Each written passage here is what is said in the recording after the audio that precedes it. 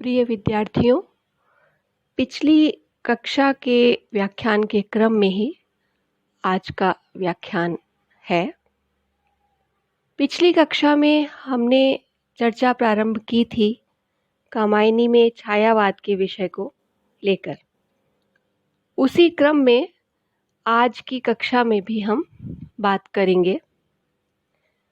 विद्यार्थियों, जैसा कि पिछली कक्षा में मैंने कहा था कि कामायनी में छायावाद का अध्ययन हम दो पक्षों के अंतर्गत करेंगे, जिसमें पहला पक्ष है अनुभूति पक्ष और दूसरा है अभिव्यक्ति पक्ष।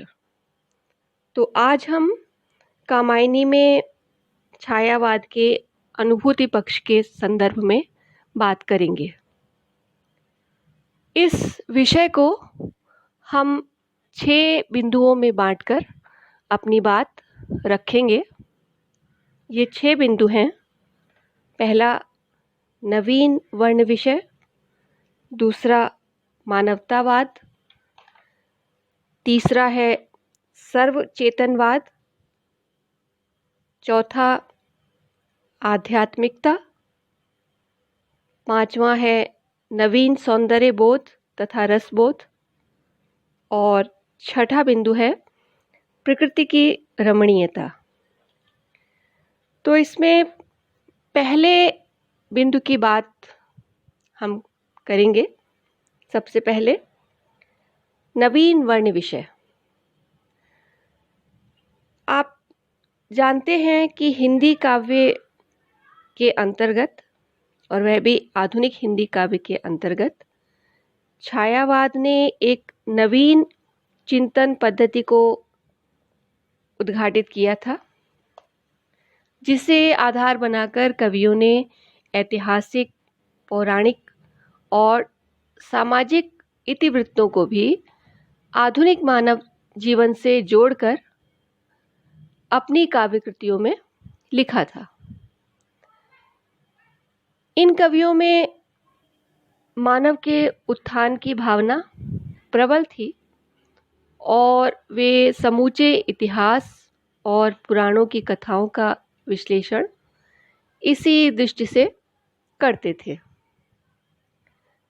प्रसाद जी ने भी कामायनी के कथानक में इतिहास को आधार बनाया है, और इसके साथ ही कामायनी में मनु एवं श्रद्धा का वैदिक आख्यान भी है, जिसे प्रसाद जी ने अपनी नवीन चिंतन के द्वारा उसमें मानवता के क्रमिक विकास के इतिहास को रूपायित करने का प्रयास किया है। इसके अलावा प्रसाद जी ने कामायनी में एक और मनु को चिंताग्रस्त दिखाते हुए आध्यात्मिक विचारों के द्वारा आनंद शिखर की ओर उन्मुख होने और ब्रह्मानंद में लीन होते हुए दिखाया है। तो दूसरी ओर चिंतित मन की सहज प्रवृत्तियों को भी अंकित किया है, और कैसे पतन से उत्थान की ओर अग्रसर हुआ जा सकता है, इसका मनोवैज्ञानिक क्रमिक विकास भी दिखाया है। इसके अलावा प्रसाद जी ने शैव दर्शन को आधार बनाकर कामायनी में यह भी दिखाया है कि कैसे भाग्य चक्र से संचालित होकर जीव सांसारिक संघर्षों में यातना भोगता है और वही समरसता को अपनाकर आनंद की प्राप्ति कर सकता है। दूसरी ओर प्रसाद जी ने इसी इतिवृत्त में यह भी दिखाया है कि किस प्रकार से एक अन्यमय कोश में स्थित जीव हम ब्रह्मास्मि की स्थिति को प्राप्त कर सकता है। उन्होंने इस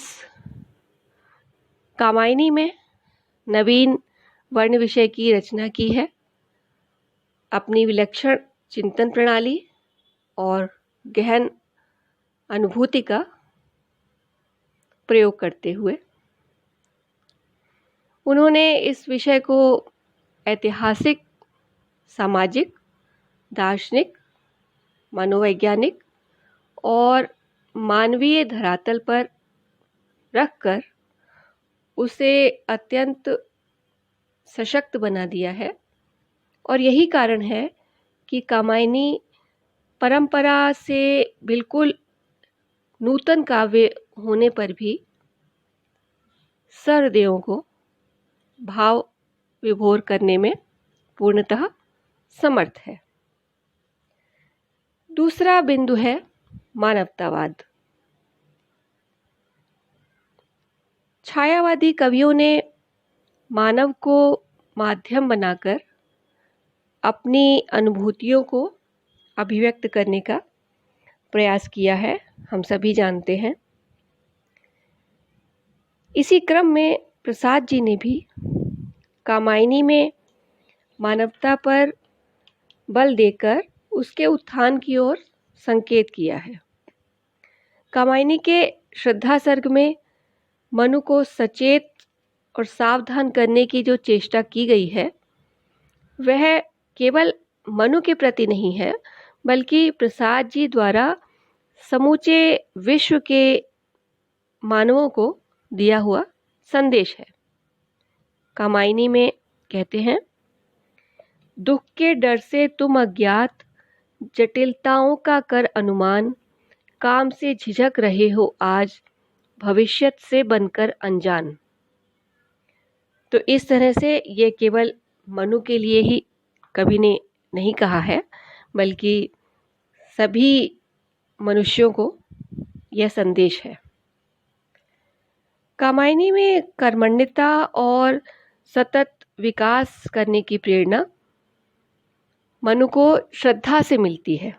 मनु तो निराश बैठे थे और ऐसे में ही श्रद्धा कहीं से अवतरित होती है और वह मनु को इस निराश और चिंतित अवस्था में देखकर व्याकुल हो जाती है और वह मनु से कहती है कि इस तरह की निराशा जिसको आप मन में धारण करके बैठे हैं, इस निराशा का त्याग करें और सृष्टि के विकास के लिए उद्यत हो, तैयार हो।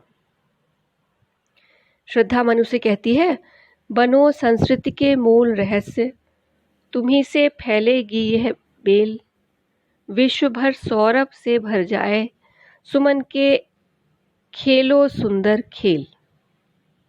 इस प्रकार से यह स्पष्ट हो जाता है कि प्रसाद जी ने विश्वव्यापी मानवता को ग्रहण किया है और उन्होंने सभी मनुष्यों की कल्याण कामना करते हुए विश्व बंधुत्व की भावना से ओतप्रोत होकर मानवता के प्रेम को कामायनी में अभिव्यक्त किया है। तीसरा बिंदु है सर्वचेतनवाद। छायावादी कवियों ने प्रकृति में चेतनता का आरोप किया है और अपनी रचनाएं इसी चेतनता को स्वीकार करके लिखी है। प्रसाद जी ने भी कामायनी में चेतन तत्व की व्यापकता को स्वीकार किया है। उन्होंने कामायनी में प्रकृति के ऐसे सजीव चित्र उपस्थित किए हैं और उस पर चेतनता का आरोप करते हुए प्रस्तुत किया है, जो कामायनी को अत्यंत प्रभावशाली बना देते हैं। कवि कहते हैं, धवल मनोहर चंद्र बिंब से अंकित सुंदर स्वच्छ निशीथ, जिसमें शीतल पवन गा रहा, पुलकित हो पावन उद्गीत। इस प्रकार कवि ने आगे भी